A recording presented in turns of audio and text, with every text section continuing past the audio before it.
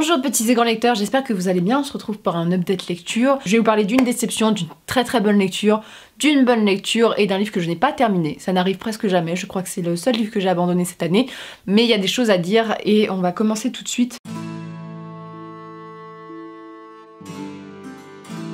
C'est une série qui est assez connue, c'est un peu un nouveau tome d'une nouvelle trilogie, à ce que j'ai compris, même si pour l'instant je ne pense pas lire la suite personnellement. Il s'agit donc La Force du Temps de Deborah Harkness.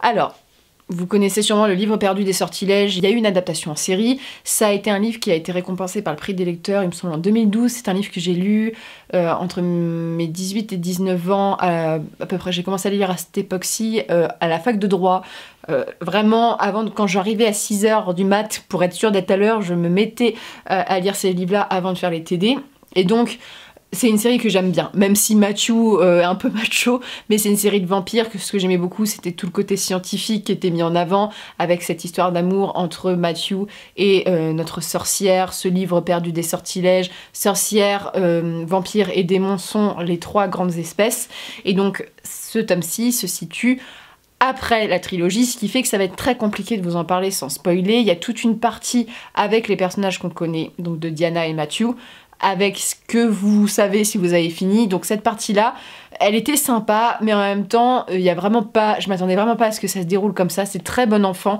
et je pensais que ça allait être un peu plus dans le drame, et que ça allait être plus intéressant. C'est vraiment du genre, on vous donne des nouvelles et c'est sympa. L'histoire principale, on suit Marcus. Donc Marcus, c'est un vampire qui a été transformé par Matthew, on le suit dans le premier tome, qui est avec une humaine qui décide donc de se transformer. Il y a un rite, et donc ils doivent être séparés, et en parallèle, on va suivre donc toute la transformation de la jeune fille qui était plutôt intéressante. Je pense que c'est le seul truc qui était intéressant dans le livre, sa transformation, elle, comment elle gère ça, comment renoncer délibérément à la vie. C'est beaucoup mieux traité que Twilight, hein. On n'est pas sur le même délire, c'est un peu plus violent quand même. Et ensuite donc, Marcus et toute sa vie avant d'être transformé par Matthew, et le livre, c'est quel est l'intérêt ? Je n'ai pas vu d'intérêt, ça ne fait pas avancer vraiment l'histoire principale de la série. Bref, c'est un personnage que j'aimais beaucoup, mais je trouve qu'il a perdu toute sa splendeur, et vraiment, c'est un personnage, je suis très déçue parce que c'est un personnage que j'aimais beaucoup, mais là, pas intéressant. C'est des morceaux de passé, voilà, on raconte la vie des gens pendant la guerre de sécession. Mais pour ma part, j'ai lu et j'étais comme ça, je fais... Ok, mais en fait, l'histoire, c'est quoi exactement ? C'est quoi l'intérêt du livre ? C'est quoi la trame narrative ? Ça apporte quoi ? Mis à part d'être un livre spin-off comme ça que tu lis... Si t'as pas lu le livre perdu des sortilèges, je vois pas... même tu peux pas te retrouver dans l'histoire, clairement. Tu peux pas t'y retrouver. Et en fait, il y a rien... Moi, je m'attendais à une suite, tu vois, avec vraiment Matthew et Diana, et puis Marcus et Phoebe, qui a de l'action, qu'on voit, par exemple, Phoebe rentrer dans ce nouveau monde. On revoit des personnages qu'on a dans la série, mais il n'y a pas d'intérêt. Donc, grosse déception, je m'attendais tellement à bonnes choses, parce que c'est une série dont j'avais un vrai bon souvenir, que j'aimais tout le côté scientifique, il n'y a rien dedans, les personnages deviennent un peu gnangnan, bref... pas intéressant. Je trouve que la 4ème de couverture est un peu mensongère sur... bon, c'est une 4ème de couverture, hein, mais sur ce que ça promet... Bref, qu'on va parler en fait de la relation de Marcus et Phoebe, et personnellement, on n'en parle pas tellement, et même de Matthew et Diana, c'est très dans les lignes en fait. J'ai vraiment l'impression que ces morceaux de passé étaient longs, mais longs, sans intérêt. La guerre de sécession, bref, c'est intéressant, mais là, ça n'apporte pas grand-chose, donc je vous le conseille pas. Je vous le dis tout de suite. Je vous le conseille pas vraiment. Si vous avez lu le livre perdu des sortilèges, arrêtez-vous à la trilogie qui est très bien. Ne vous mettez pas ce livre qui gâche un peu.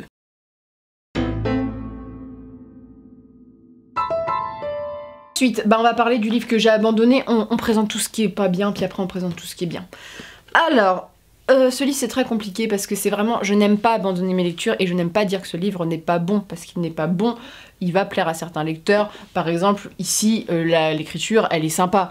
Il y a quand même quelques trucs intéressants, notamment sur la vie de Matthew et Diana, il y a quand même des bonnes choses. Là, avec Billy, en fait, je trouve que c'est un livre dangereux. Alors vous allez vous dire, mais comment ce petit âne peut être dangereux, lui qui est si mignon? Alors c'est un roman d'Anna Gavalda dont j'ai entendu énormément de bien, et ce livre j'ai lu peut-être 70-100 pages, j'ai abandonné. Ce livre est la vulgarité incarnée. On va pas passer par 4 chemins. Ce livre est dangereux parce que on vous montre un petit animal. C'est typiquement le genre de livre qu'on offre parce que c'est mignon, mais typiquement c'est le genre de livre que ma grand-mère aurait pu m'offrir, que on pourrait offrir à un enfant de 10 ans. Parce que derrière, il n'a rien mentionné le fait que ce livre n'est pas adressé à des enfants. Il y a rien. Et pourtant la couverture, elle prête vraiment à quelque chose de mignon. Tu vois des couvertures pour enfants comme ça. C'est un très bon passe-passe éditorial dans le sens que ça te promet quelque chose et l'intérieur est à l'opposé même de ce que c'est et c'est bien fait dans ce sens-là, mais personnellement moi je trouve ça dangereux parce que je ne voudrais pas que mes enfants lisent autant d'inepties. Tu vois, même la 4e qui est à l'intérieur, Billy, ma Billy, cette princesse de l'enfance fracassée qui se fraye un chemin dans la vie avec un fusil de chasse dans une main et on ne badine pas avec l'amour dans l'autre, est la plus jolie chose qui me soit arrivée depuis que j'écris. Donc Anna Gavalda. Donc là, tu te dis, il n'y a pas de gros mots. Bon, bref, ça va être assez drôle parce qu'elle se ferait un chemin avec un fusil de chasse, tu vois. Tu te dis, ça va être sympa. Et c'est vulgaire, c'est sexuel et c'est vraiment beauf. Même Jean-Marie Bigard a des blagues qui sont beaucoup plus sympas et beaucoup moins gênantes. Bref, je trouve ça, mais c'est même dégueu en fait, la façon dont c'est traité. Vraiment, c'est vraiment très vulgaire. Et pour vous dire, moi, je suis pas gênée par la vulgarité, j'ai fait du rugby presque pendant 10 ans, donc les chansons paillardes et tout ça, je connais, c'est pas ce qui me gêne. Là, c'est juste que on te promet quelque chose qui n'est pas ce que tu vas lire. Bon, passe-passe éditorial qui peut, notamment, je trouve, être dangereux à la lecture, mais surtout, le texte, il est intéressant. C'est une fille qui arrête pas de parler avec vulgarité, mais quand je vous dis que c'est vulgaire, je peux même pas vous lire des phrases du texte au risque de pas être monétisé.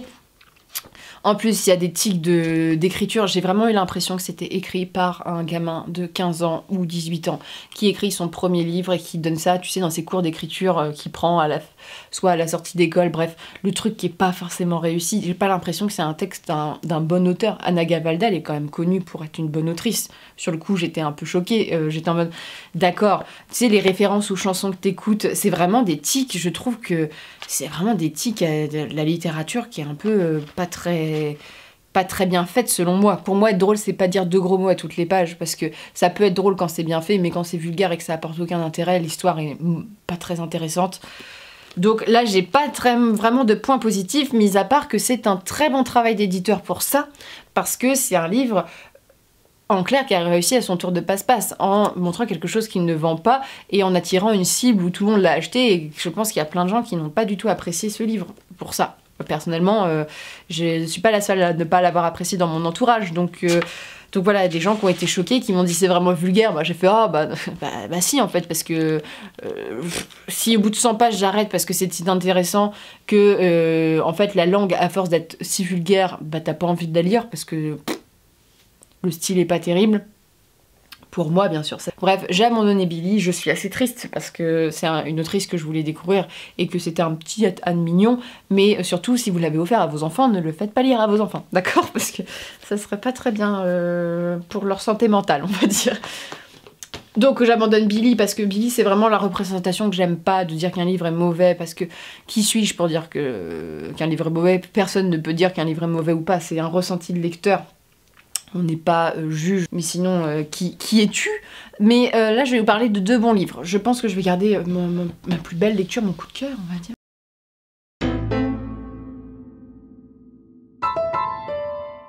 Je vais vous parler d'un livre que j'ai beaucoup aimé, qui a été lu en lecture commune. Il s'agit de Dune de Frank Herbert.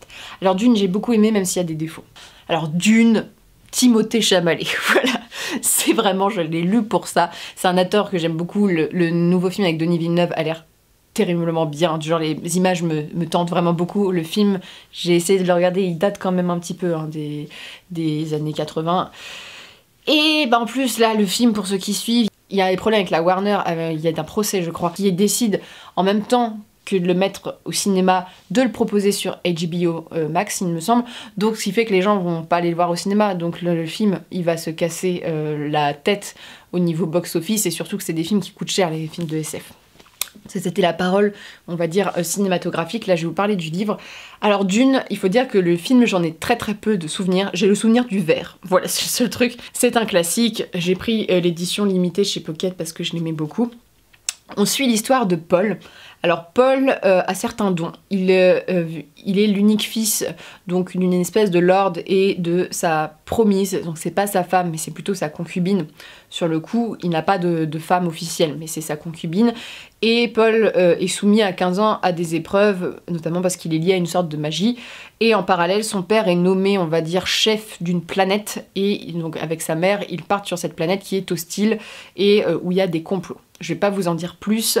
C'est un livre qui m'a beaucoup surprise. Sur le point, j'ai entendu beaucoup de choses sur Dune, comme quoi c'était assez difficile à lire.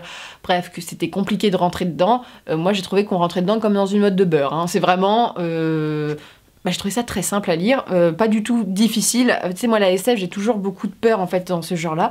Mais j'ai même trouvé, et ça c'est bizarre, que c'était assez young adulte. Alors c'est un livre qui est sorti il y a quelques années, mais le personnage a 15 ans. L'univers est assez simple de compréhension. La seule chose qui peut poser un petit peu problème au début, je pense, c'est quand t'es pas habitué au nom arabe. Parce qu'il y a vraiment une consonance, et ça c'est vraiment cool, avec des noms arabes. Je connais pas les langues arabes, mais il y a vraiment une consonance. Après, je ne sais pas si ça a des significations précises, mais il y a des consonances. L'univers est riche sans être non plus inaccessible. On a les informations peu à peu. On a parfois nos réponses, parfois non. Et ce que j'ai beaucoup aimé dans ce livre, c'est que j'aime beaucoup Paul. Alors Paul, c'est un gamin de 15 ans, mais qui a pas du tout 15 ans dans sa tête. Hein. Clairement, il a 25 ans, le mec, il est mûr, mais mûr de chez mûr. Et bon, c'était déjà très agréable de l'imaginer en Timothée Chalamet, mais c'est un personnage qui est assez sympa à suivre. Moi, je l'aime bien parce qu'il est un peu sombre et un peu torturé. Et en même temps, il parle pas beaucoup, mais c'est vraiment le typique du héros. Vraiment, il est très positif comme personnage, même s'il prend parfois des décisions un peu sombres. Et j'ai beaucoup aimé ça. J'ai beaucoup aimé la première partie du roman, dans toute cette, on va dire, introduction avec cette espèce de magie. Vraiment, c'est très intéressant, c'est complot. Ce que j'ai aimé aussi beaucoup dans Dune, c'est un peu la lecture écologique qu'on peut en faire. Notamment, j'ai beaucoup aimé tout ce qui est complot autour de l'épice, qui est cette denrée rare dans cet univers. Le fait que l'univers soit aussi étrange, voilà, avec ces vers, ces peuples qui vivent le côté sable, vous savez, un peu fantaisie orientale. Bref, moi, ça m'a capté, tu vois, j'étais directement dedans, ça, j'ai apprécié. Donc cette première partie, en plus, il y a des cliffhangers, à chaque fin de partie, t'es en mode... Voilà, donc la première partie, j'étais... Non, c'est pas possible, donc on a brisé tout mon cœur dedans. Et donc cette première partie m'a plutôt plu. La seconde, avec donc plus un parcours, une errance, là, ça a été un peu plus long, et c'est là que je trouve qu'il y a eu petit peu plus de problèmes. Ce que j'ai moins aimé dans Dune, c'est la relation des personnages. Je vous explique, en fait, c'est un roman où tout est précipité. C'est assez court et on précipite tout. Ce qui fait que d'un coup, les personnages, ils vont avoir une bonne relation et d'un coup, ça va changer. Et en fait, toi, t'as pas le temps en tant que lecteur de faire le bouleversement. Tout est précipité et ça, c'est dommage parce que tu vois que l'auteur, il a pas pris du temps au niveau des relations des personnages, creuser les émotions, tout ça. Donc ça, c'est vraiment ce qui m'a un peu dérangé dans le roman. Il n'y a pas l'attachement qu'on pourrait avoir entre relations des personnages. Donc c'est un peu difficile, surtout entre la deuxième et la troisième partie où il y a une grande ellipse temporelle. Mais quand je vous dis une grande ellipse, c'est que tu finis le chapitre et que tu te retrouves des années après, tu fais « Ah bon ?» Et en fait, il y a tout ce laps de temps, tu fais « Bah j'aurais bien voulu le voir ce laps de temps parce que mine de rien ça m'intéressait quand même. » Donc j'ai beaucoup par contre aimé la fin, la toute fin, la déclaration de fin et vraiment la scène finale est vraiment très bien. Ça promet une suite, je lirai peut-être la suite, je me tâte encore. Voilà, ce personnage principal est attirant, est assez sombre. J'aime beaucoup toute la construction du peuple qui ont chacun leur propre croyance, chacun leur propre fait, leur propre nom. Et la réflexion écologique et la réflexion on va dire presque indigène du livre, parce qu'on parle quand même de peuples qui vivent ici vis-à-vis d'un autre peuple dit plus civilisé, et c'est très intéressant, ça parle de questions qui parlent de conquête, et bref, c'est des questionnements qu'on peut se poser, et c'est pour ça que ce roman, je trouve, c'est un roman SF, ça se passe sur une planète, bref, il y a un côté science-fiction, mais qu'on relie vraiment à des événements historiques et qui est assez simple de compréhension selon moi. J'avais assez peur avec le concept de conscience raciale sur le coup, parce que c'est un concept qui revient beaucoup dans le livre, mais bon, à la fin, j'étais... Ouf, tout va bien, voilà. Mais donc j'étais un peu rassurée sur ce que c'était. Vraiment la fin, la scène finale, moi j'étais en mode... Super. J'aime beaucoup les personnages de Paul et surtout le personnage de Shani aussi, qui sera joué par Zendaya dans la nouvelle adaptation. J'ai beaucoup... le personnage de la mère est intéressant. J'ai été aussi surprise par les événements. J'ai vraiment été surprise par l'intrigue aussi, par les choix du narrateur. Je pensais pas qu'on allait aller aussi loin dans certains choix. Ça m'a brisé le cœur. Vraiment, j'étais en mode... peux pas faire ça. Après, il y a vraiment des gros clichés aussi en termes de je suis l'élu, hein, on est un peu dans ce délire-là. Et il y a des personnages qui promettent vraiment pour l'avenir. Là, après, c'est du spoil, mais notamment un enfant, si vous avez lu Dune, vous voyez de quoi je parle. J'ai envie de savoir ce que ça va faire. En ce qui concerne la lecture commune, ce livre, je l'ai lu en fragments, donc sur 3 semaines, ce que je ne fais jamais. Et en fait, ça m'a frustrée. J'ai adoré voir les gens commenter sur le chat, commenter sur le Discord de Cornelius, voir un peu leur avis, parce qu'en fait, il y a eu plein d'avis différents. Je voulais pas m'imposer, bien sûr, dans les conversations, mais c'est vrai que ça me frustrait, en fait, parce que j'étais à la fin d'une partie, j'étais en mode j'ai envie de savoir la suite. Mais je pense que si j'avais pas eu la lecture commune, en 3 jours, il aurait été lu, parce que j'étais vraiment dedans, j'avais vraiment envie de savoir la suite. Faut dire que dans cette édition-là, il y a des pages et des pages d'appendices, d'anecdotes, et elles sont intéressantes. Il y a notamment le point de vue de la religion, de l'écologie et je ne sais plus de quoi dans Dune, voilà, avec les personnages. Les personnages sont très différents. J'aime beaucoup aussi les alliés du père de Paul dans le roman. Il y a plein de personnages différents et la monarchie est un peu cliché et méchante, du genre nous sommes les méchants, mais ça dépend aussi d'une époque, ça a été écrit il y a quand même assez longtemps, mais malgré les clichés, c'est un univers que j'ai beaucoup aimé de SF. Je comprends le succès, mais en même temps, je trouve qu'on va trop rapidement, on survole trop de choses et que c'est pas assez fouillé et construit. Je pensais vraiment qu'on allait beaucoup plus parler de l'univers, que ça allait être beaucoup plus fouillé sur le système de magie, sur le système de l'univers, sur le système de la planète. Ça reste quand même assez en surface, donc en fait c'est assez accessible. Donc j'ai hâte de voir l'adaptation, le livre je l'ai bien aimé et on verra ce que ça donne. Et puis j'ai surtout hâte de voir Timothée avec son petit truc dans le nez, avec Zendaya. Je pense que visuellement c'est impactant et j'ai hâte de voir ce qu'ils vont faire avec la couleur des yeux des personnages, les costumes, tout. Ça promet parce que c'est vraiment un univers très SF pour ça.